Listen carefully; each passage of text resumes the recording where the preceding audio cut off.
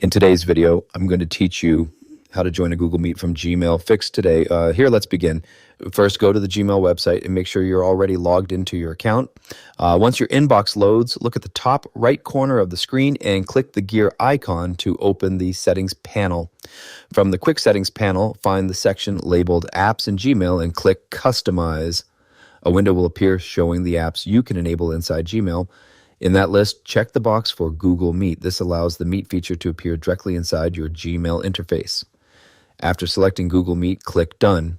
If Gmail asks you to reload the page, select Reload so the new changes take effect. Once the page refreshes, look at the left sidebar of your Gmail inbox. You should now see a tab labeled Meet in the left sidebar. Click the Meet tab to open the meeting options. Give it a moment to load as Gmail prepares the meeting interface. Under the Meet section, click Join with a code. This option allows you to join an existing Google Meet using a meeting code or link provided by the meeting organizer. In the text field that appears, enter the meeting code or paste the meeting link. After entering the correct code or link, click Join. Your browser may display permission prompts asking for access to your camera and microphone.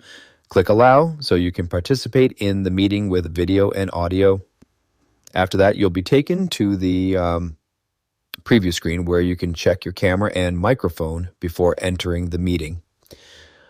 When you're ready, click Join. Now, in some meetings, you may need to click Ask to Join instead, depending on the meeting settings. If the meeting requires approval, wait for the host to confirm your request.